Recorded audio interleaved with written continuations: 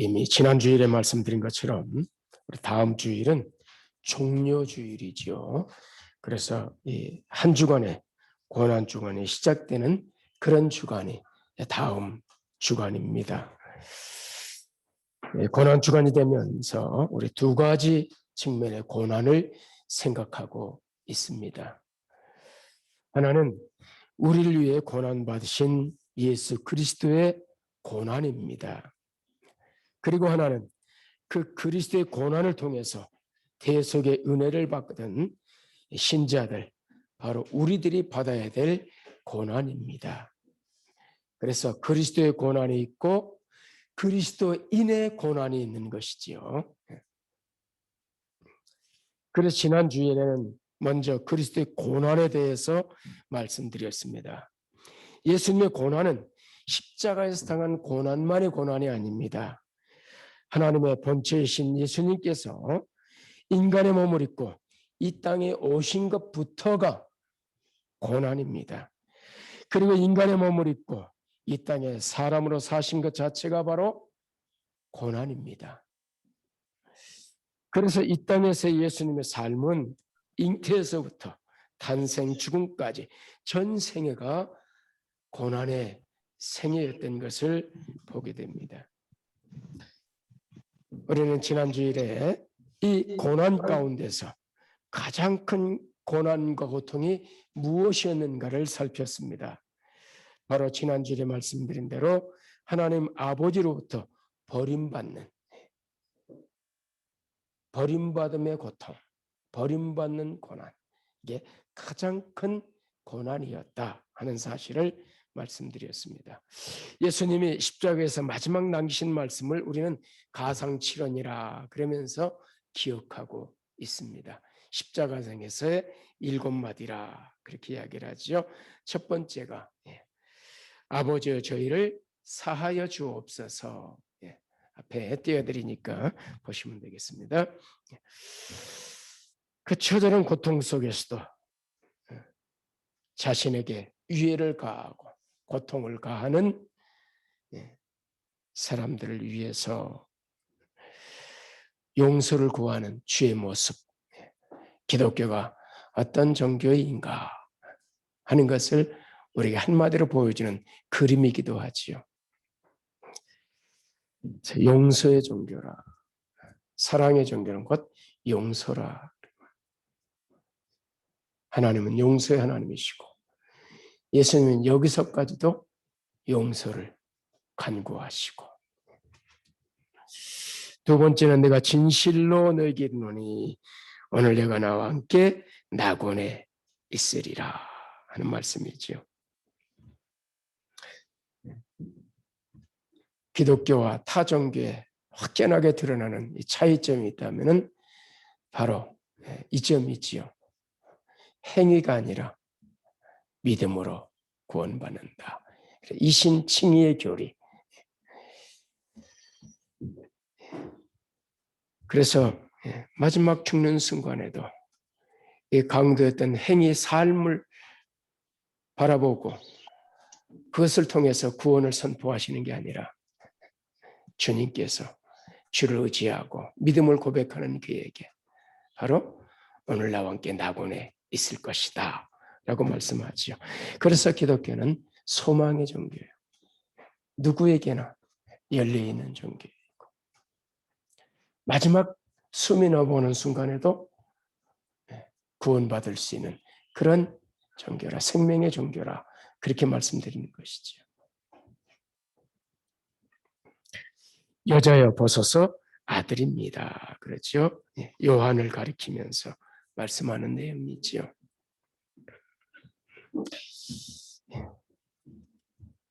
마지막까지도 육체를 입고 이 땅에 온 인간으로 이 땅에 사셨고 한 가정에서 태어나셨기 때문에 그래서 육신의 어머니를 염려하고 부탁하는 예수님의 모습을 보게 됩니다. 그리고 네 번째가 엘리 엘리 라마 사박다니. 마지막에 좀 말씀드릴 겁니다. 그리고 내가 목이 마르다. 예수님의 이 십자가의 고통을 이제 이원론자들, 특별히 영지주의자라 기독교 초기부터 극심하게 교회를 흔들었던 이단 가운데 하나가 바로 이 영주주의입니다. 그래서 가현설을 이야기를 했거든요. 어떻게 거룩하신 하나님이 더러운 부정한 인간의 몸을 입을 수 있느냐? 그건 불가능하다. 그래서 가현설, 그래서 십자가에 달리신 예수님에 대해서도 그 고통이 이제 바로 이 가현설을 가지고 설명하고 그래서 예수님이 완전한 인간이 아니었다 하는 이야기죠. 인간처럼 거기 계셨다. 그래서 이 내가 목마르다 이 말씀은 마지막까지도 예수님이 인성을 입으신 100% 인간이셨다는 사실을 우리에게 보여주는 말씀입니다.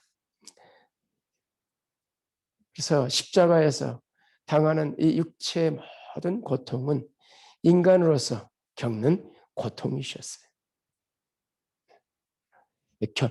하나님의 아들이라서 조금 더 경감되거나 그러지 않아요. 완전한 하나님이시자 완전한 인간이시다. 우리 인간의 몸으로 도저히 이해할 수 없는 이 예수님의 인격, 우리가 예수를 구원받는 믿음은 뭐냐 그럴 때 바로 예수님의 누구시냐 하는 거죠. 그분이 바로 완전한 하나님이시고 완전한 인간이시다. 죄 없는 하나님의 아들로 하나님의 친히 인간의 몸을 입고 이 땅에 오셨다. 그걸 고백하는 거예요. 그래서 누가 적그리스도인가? 육체로 오심을 부인하는 자가 바로 적그리스도다. 그렇게 말씀하지요.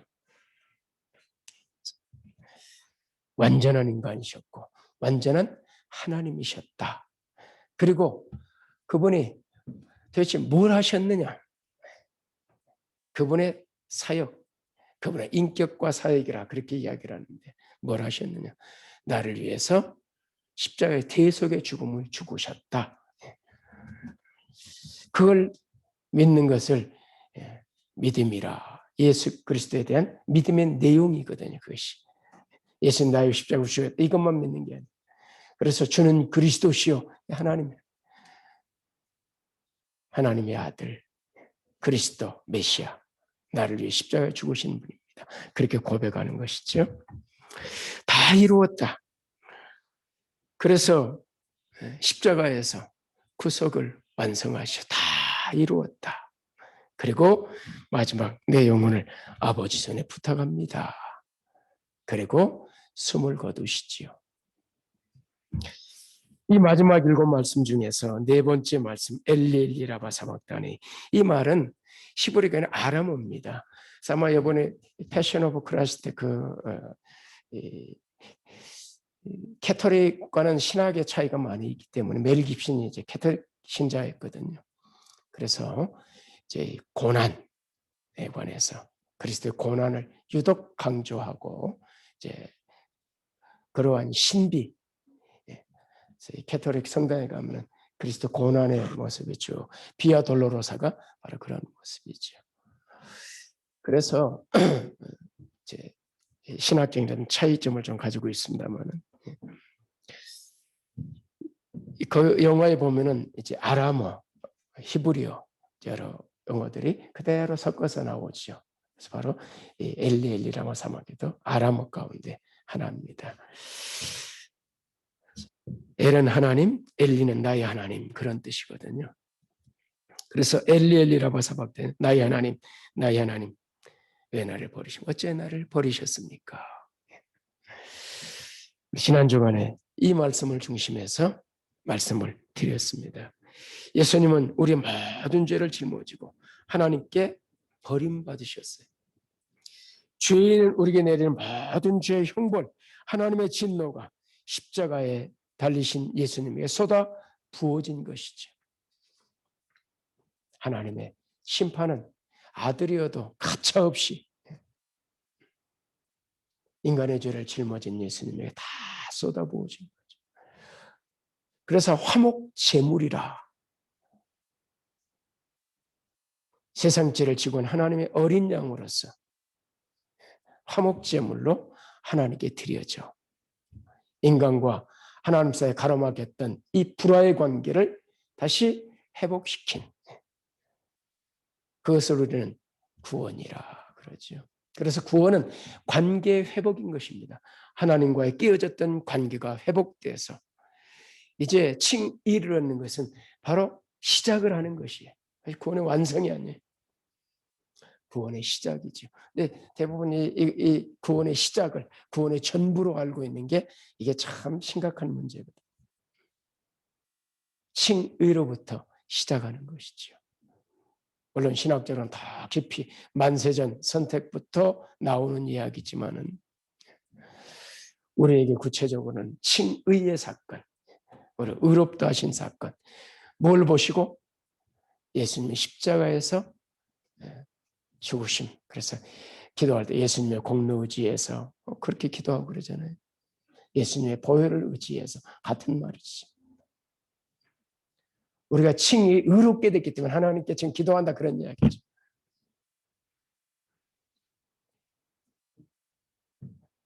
죄를 가지고는 도저히 하나님 앞에 한 점 있어도 나갈 수 없거든요. 작은 죄나 큰 죄나 죄의 성질은 똑같아요. 죄는 큰 죄라 그래서 지옥 가고 작은 죄라 그래서 그러지 않습니다. 큰 죄나 작은 죄나 죄는 똑같이 지옥에 갈 죄고 하나님의 형벌을 받아야 할 죄예요. 똑같은 죄.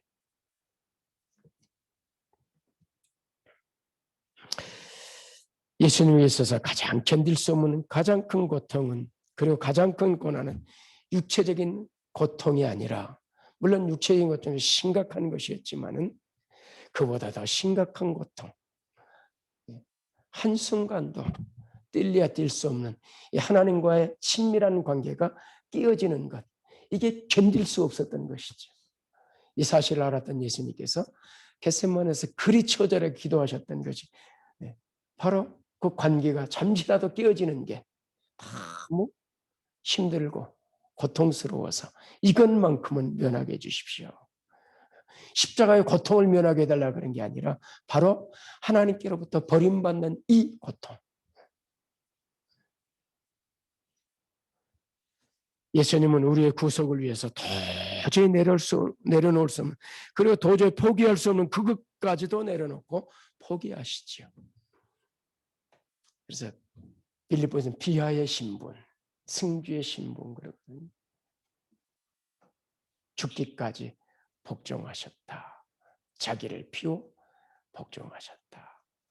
하나님께서 그를 높여 승주의 신분으로 가게 되거든요. 고난과 영광을 말씀하고 있는데 어쨌든 그 결과로 인해서 십자가상의 6번째 말씀 다 이루었다는 말씀대로 우리의 구속이 성취됐어요. 다 이루어졌어요. 거기에 다 이루어졌기 때문에 거기에 어떤 것도 첨가할 필요가 없어요.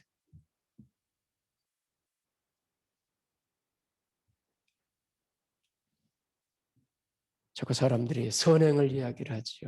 행위를 이야기해요. 행위가 물론 예수 믿은 다음에 행위도 중요하죠. 우리가 빛 가운데 거하는 것처럼 빛으로 드러나야 되지요. 세상의 소금이요, 세상의 빛이지요. 그러나 그것으로 구원받는 것이 아니다. 하나님의 백성에 대한 도리를 다하고 의무를 다하고 하나님 기뻐하는 삶을 사는 것이지 그로 인해서 구원을 받는 게 아니거든요. 구원은 예수님의 다 이루신 가운데 다 이루어진 것이. 우리가 보탤 어떤 것도 없어요.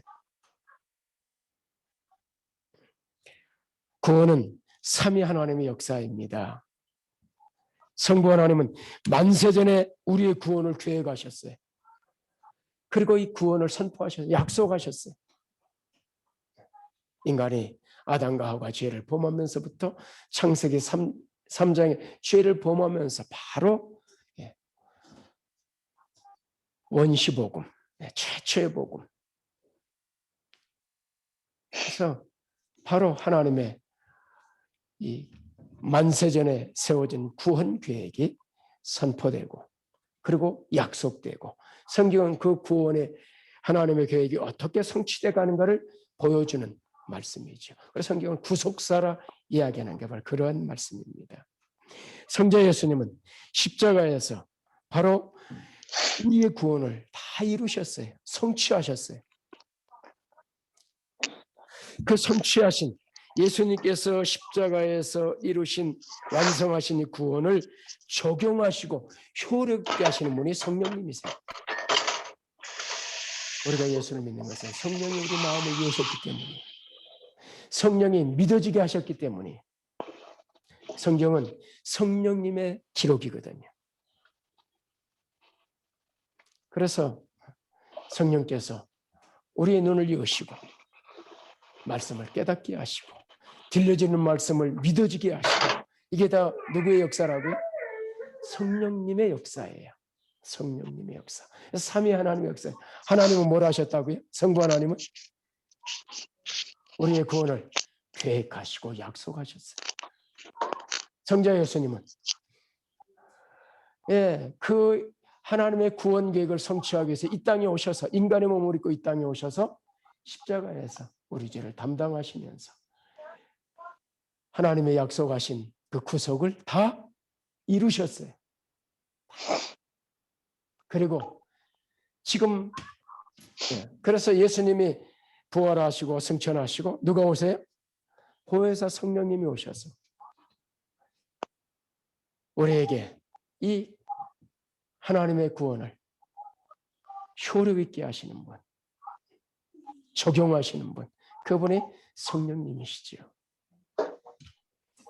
그래서 복음은 하나님, 성부 하나님의 구원 계획과 약속의 복음이요, 예수 그리스도 성자 하나님의 십자가의 구속의 성취가 복음이요, 성령 하나님이 이 땅에 오셔서 우리에게 역사하시고 우리의 마음을 여시고 성령님께서 효력 있게 하셔서 우리로 하여금 구원의 사건에 참여케 하시고 구원받게 하시는 그 역사가 다 복음이지요. 복음은 단순하지 않아요.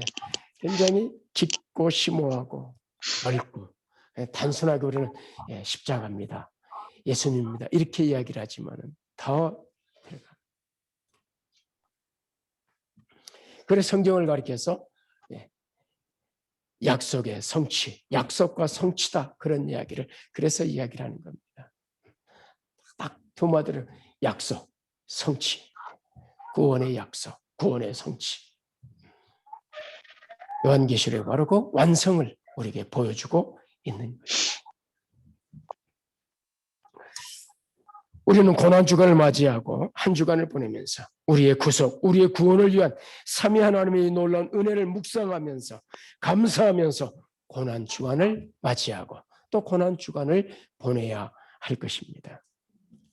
특별히 고난주간에 예수님께서 십자가에서 자신의 육체를 찢어 열어놓으신 새로운 살 길, 지성소지요. 하나님의 보좌 앞으로 나아가 멀어진 하나님과의 친밀한 관계, 멀어진 친밀한 교제를 더 깊이 회복하고 더 깊은 친밀한 가운데로 들어가는 것, 영생을 하나님을 아는 것입니다.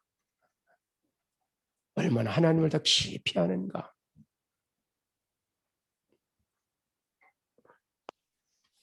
히브리서 10장에 보면은 이렇게 말씀합니다. 이 뜻을 따라 예수 그리스도의 몸을 단번에 들이심으로 우리가 거룩함을 얻었다. 단번에 들이심으로. 구약의 제시는 계속 반복되어야 됐지만은 예수 그리스도의 이 제사, 희생 제사는 단번에,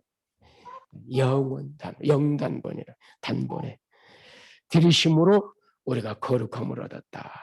그래서 다시 제사 드릴 필요가 없는 것이요. 이게 바로 칭의지요. 제사장마다 매일 서서 섬기며 자주 같은 제사를 드려야 돼. 이 제사는 언제나 죄를 얻게 하지 못하거니와 오직 그리스도는 죄를 위하여 한 영원한 제사를 드리셨다 그러지. 영원한 제사. 다시 이 제사 드릴 필요가 없죠. 영원한 제사. 하나님 앞에 앉으사 그 후에 자기 원수들의 자기 발등상이 되게 하실 때에 기다리시나니 14절, 그가 거룩하게 된 자들을 한 번의 제사로 영원히 온전하게 하셨느니라. 이것을 영원한 제사, 완전한 제사, 예수님의 제사가 그래서 완전하고 영원하기 때문에 다시 뭘 첨가할 필요가, 그래서 다 이루신 거예요. 영원성을 가지고 있어요. 완전성을 가지고 있어요.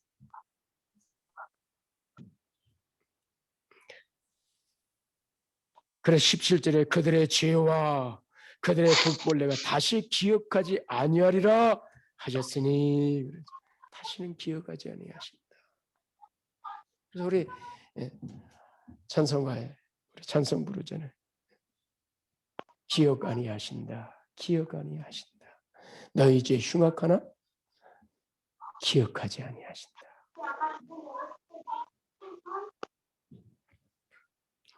18절 이것들을 사하셔서 다시 죄를 위하여 제사 드릴 것이 없느니라.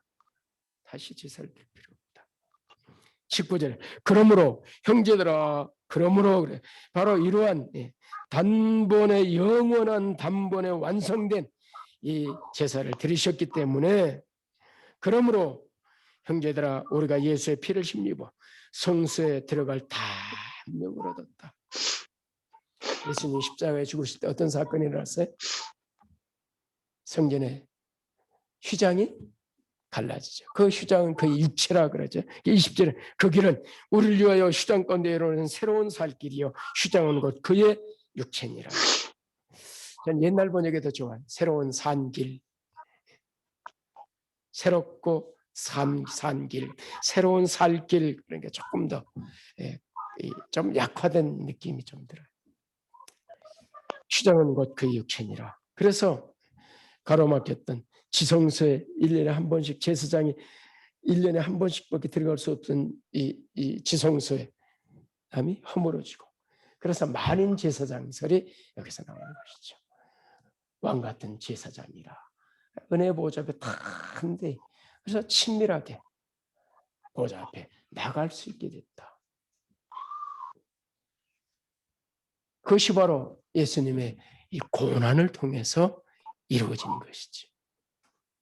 그래서 이 고난 주간에 주님의 고난을 묵상할 때 무엇 때문에 고난 당하셨는가? 바로 이 길을 열기 위해서. 이 길. 생명의 길.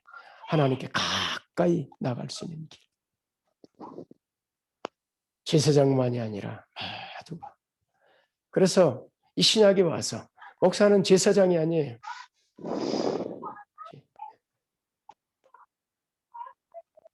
이건 제단이 아니에요. 구약의 제단이 아니라 모두가 다 왕 같은 제사장이 돼서 지성소에 직접 데려갈 수 있는 이 놀라운 길이 구약에서는 상상도 할 수 없었던 이 놀라운 길이 열리는 것이잖아요.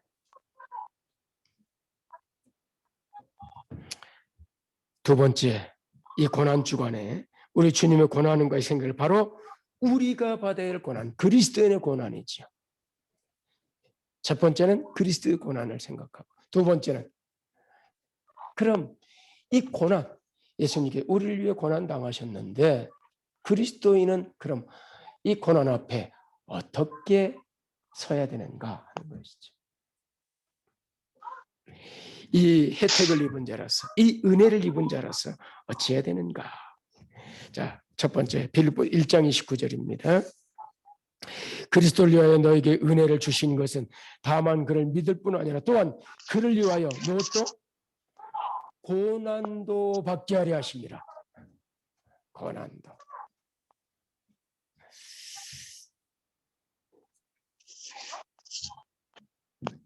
그래서 이 그리스도를 위해서 은혜를 주셨다. 그를 믿는다.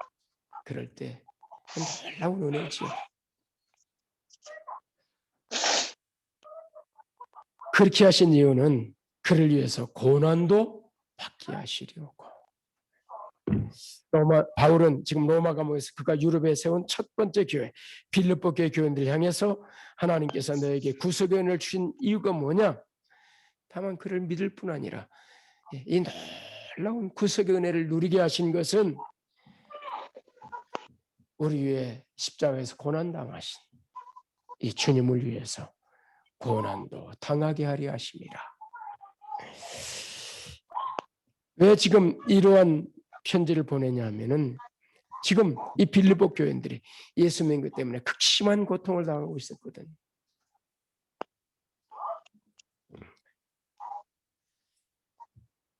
디모데후서 1장 8절에 그러므로 너는 내가 우리 주를 증언함과 또는 주의 갇힌 자 된 나를 부끄러워하지 말고 오직 하나님 능력을 따라서 복음과 함께 고난을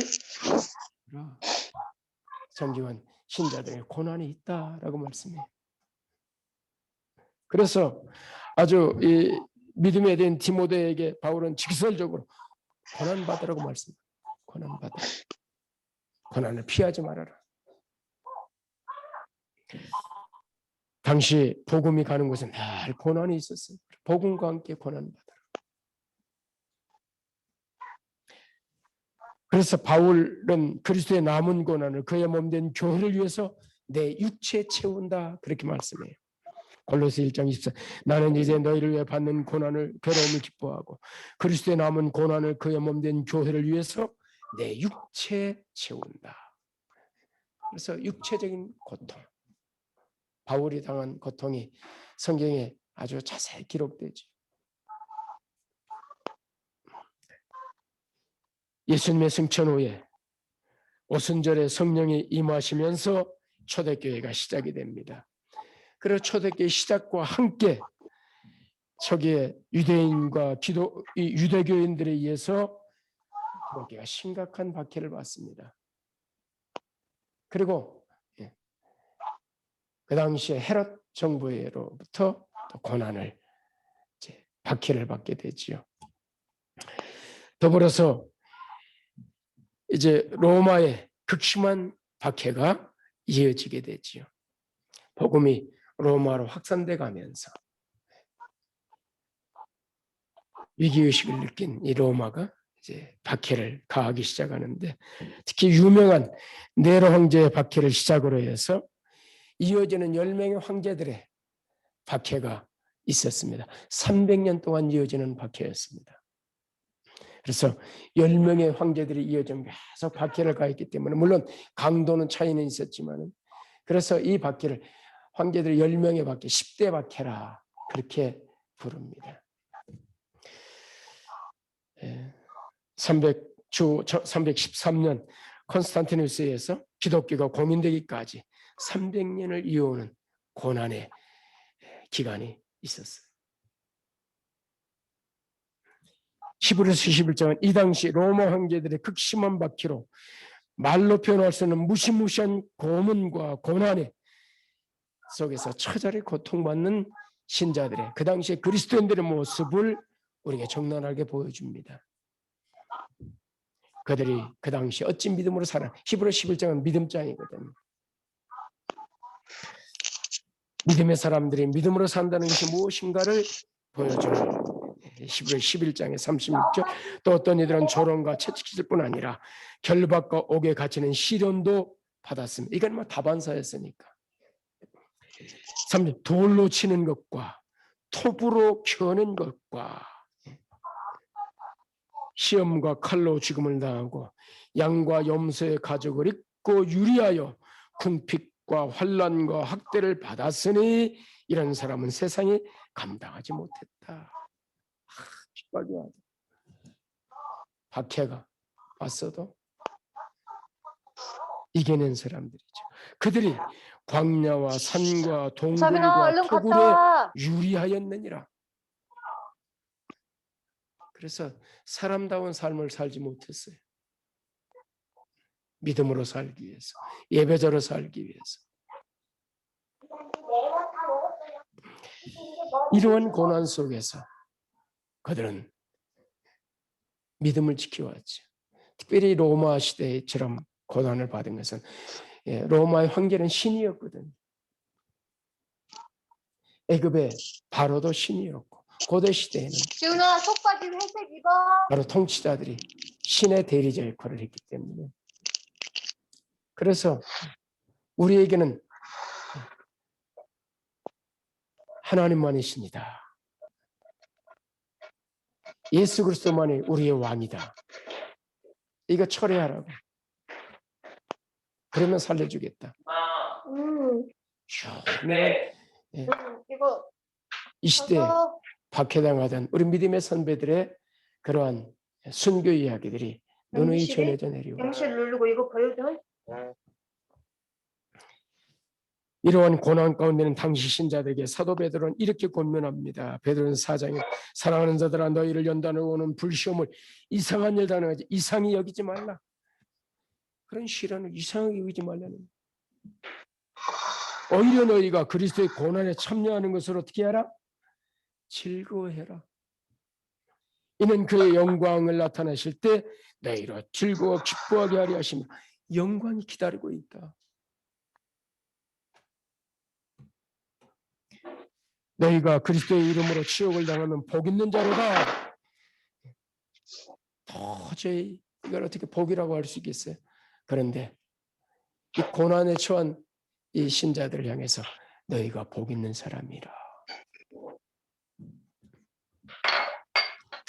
영광이 없고 하나님의 영이 너희 위에 계심이라. 너희 중에 누구든지 살인이나 도둑질이나 악행이나 남의 일을 간섭하는 대로 고난을 받지 말려니와 16절. 만일 그리스도는 고난을 받으면 부끄러워 말고 도리어 그 이름으로 하나님께 영광을 돌리라. 그러므로 하나님의 뜻대로 고난을 받는 자들은 또한 선을 행하는 가운데 그 영혼을 미쁘신 창조주께 하나님께 의탁할지어다. 예수님처럼 아버지 내 영혼을 부탁합니다. 그러는 것처럼 죽음을 각오하라는 이야기죠. 우리 믿음의 선배들은 참 믿음을 살고자 할 때 이런 극심한 고난의 이 터널들을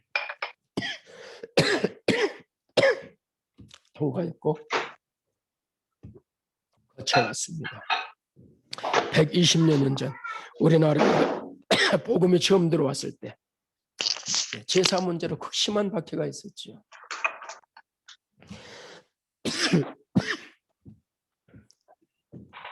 일제강점기 때에도 신사참배 문제로 말할 수 없는 박해가 있었고 민족의 비견 6.25 때에도 북한 공산당에 한 심각한 박해가 있었습니다.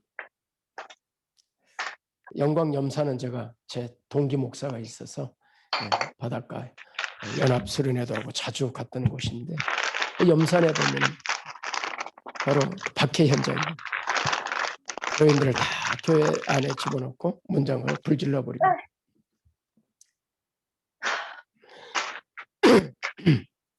수많은 순교의 피가 뿌려졌습니다. 지금도 북한을 비롯해서 특히 이슬람권에서는 기독교인들이 말할 수 없는 박해 속에 순환과 고난을 당하고 있습니다. 감사하게도 지금 우리에겐 이러한 박해로 인한 고난은 그렇게 많지 않습니다. 감사한 일이지요. 그러나 지금도 말씀을 따라 참 믿음을 살고 있는 신자들에겐 유형무형의 아픔과 고난이 있는 것이 사실입니다. 왜냐하면 신자들은 이 세상에 살고 있지만 이 세상에 속한 자들이 아니기 때문입니다. 그래서 예수님께서 이리 말씀하셨죠.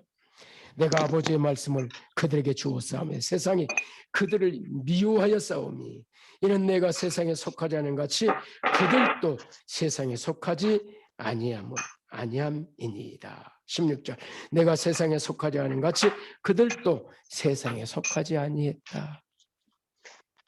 신자들은 이 땅에 발을 붙이고 살지만 이 땅에 소속된 사람이 아니라 하늘에 속한 자들이기 때문에 자기 편이 아니기 때문에 심한 박해가 있게 되는 것이지.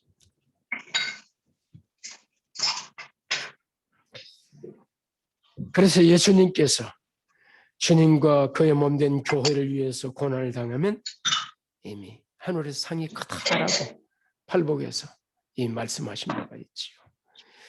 나로 말미암아 너희를 욕하고 박해하고 거짓을 하는 것을 모든 악한 말 할 때는 너에게 복이 있나니 기뻐하고 즐거워하라. 하늘에서 너에게 상이 큼이라. 너희 전에 있던 선자들 이같이 박해했다. 그래서 신자들은 이 땅에 살면서 늘 눈에 보이지 않는 그러한 유형무형의 박해와 또 시련들이 있는 것이죠.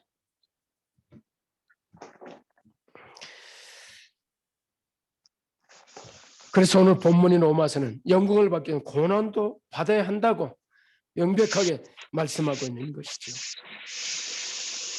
성령의 친히 우리 영으로 더불어 우리가 하나님 자녀인 것을 증거하시나니 자녀이면 또한 상속자 곧 하나님의 상속자 그리스도와 함께한 상속자니 하나님 나라의 상속자. 그래서 이 영광스러운 이 놀라운 자리에 이 놀라운 신분을 우리가 얻었기 때문에 그 신분에 걸맞는 이 땅에서의 고난이 있다.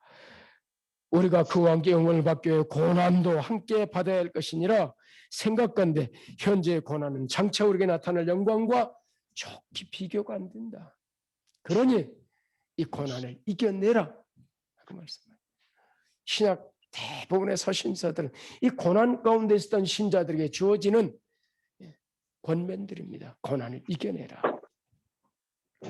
성경의 마지막 책인 요한계시록은 그리스도인들이 극심한 박해 속에 있을 때 그리고 자신도 밤매섬에 유배를 가서 그래서 유배 속에 있으면서 고난 가운데는 신자들에게 주어지는 위로의 메시지가 바로 요한계시록이지요. 누누이 말씀드려 요한계시록이 막 두렵고 떨린다, 두렵다 그러면 문제가 있는 것이죠. 뭔가 잘못 이해를 하고 있는 거죠. 왜냐하면 이건 격려와 위로를 하기 위해서 주어진 서신이기 때문에. 그래서 이 요한계시록은 고난을 견디면 영광스러운 하나님 나라가 기다리고 있다. 조금만 참, 조금만 견디라. 그러면서 하늘의 영광을 보여주는 게 요한계시록 아닙니까? 너희를 괴롭히던 그 모든 바벨론 멸망한다. 그 음녀 바벨론은 완전히 파멸할 것이고, 그래서 이 세상 너희들을 그렇게 하던 그 모든 자들은 불못에 던져질 것이다. 끝이 있다. 잠깐이다. 끝이 있다. 이걸 말씀하는 게 요한계시록 아닙니까? 요한계시록 하나하나 상징을 다 풀지 못해도 몰라도 괜찮아. 큰 덩어리. 이게 왜 주어졌는가? 그래서 그 말씀 위로를 받으시면 돼요. 목적이 그거니까. 그리고 세상을 이기면 돼요. 이 말씀을 붙잡고 이겨나가면 돼요. 마라나타 주님 오시지. 조금만 기다리자. 견디자.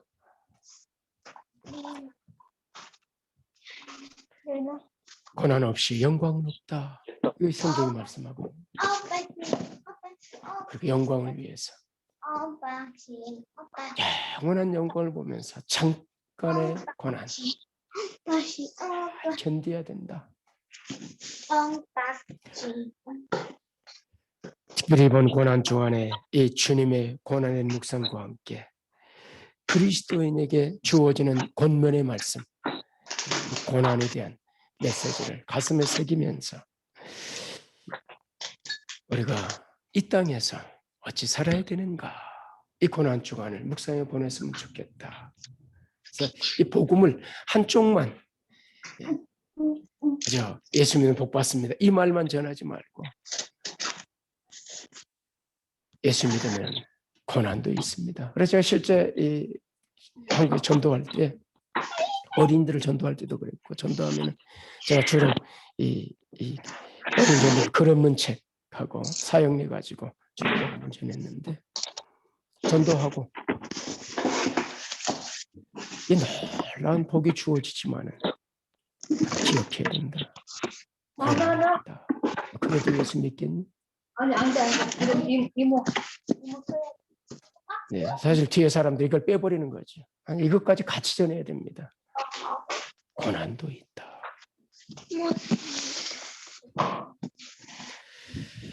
특별히 이 땅 곳곳에서 그리스도 안에서 한 형제된 우리 그리스도인들이, 특별히 이슬람권이나 공산권에 있는 사람들이 지금도 박해를 당하고 있다는 사실을 기억하면서 그들을 위해서 또 우리가 기도해야 할 것입니다.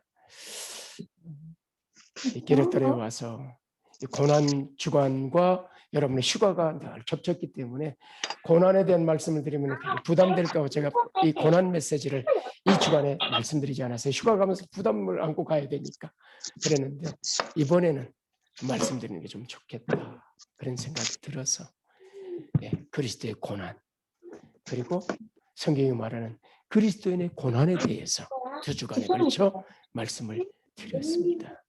고난 주간 어찌 보낼 건지 또 한 주간 동안 기도하면서 주께서 여러분을 인도하실 때에 그 말씀에 잘 순종하고 말씀을 쫓아서 고난 주간이 정말 휴가 가지 말라는 얘기 아니에요. 휴가 가서도 이 주간이 고난 주간인 것만은 기억하고 놓쳐서는 안 될 것. 주일날 부득이 못 올라오면은 있는 곳에서 꼭 영상으로라도 예배를 드리시고 그래서 예배만큼은 놓치지 않는 여러분이 됐으면 좋겠다 이런 생각을 갖습니다. 말씀 읽고 마치겠습니다. 성령의 친히 우리 영혼과 더불어 우리가 하나님의 자녀를 증언하시나니 자녀이면 또한 상속자 곧 하나님의 상속자의 그리스도와 함께한 상속자니 우리가 그와 함께 영광을 받기 고난도 함께 받아야 할 것이니라 생각건대 현재의 고난은 장차 우리에게 나타날 영광과 좋게 비교할 수 없도다. 아멘. 하나님 그렇습니다. 이 말씀 가슴에 새기고 고난이 있지만은 고난은 잠깐이고 영광은 영원한 것임을 기억하면서 이 가치 있는 것에 우리 인생을 우리의 우선순위를 우리의 삶을 드릴 수 있도록 인도해 주옵소서. 그리하여 이 고난 주간 의미 있는 고난 주간 되도록 혹 이제 우리 모든 교우들이 또 이 휴가 기간이어서 혹시 멀리 휴가를 떠난다 할지라도 고난 주간인 거 기억하고 하루를 시작하며 휴가 중에서도 고난을 묵상하고 기도하고 또 예배드리고 그럴 수 있도록 복을 주옵소서. 감사합니다. 예수님의 귀하신 이름으로 감사하며 기도하옵나이다. 아멘.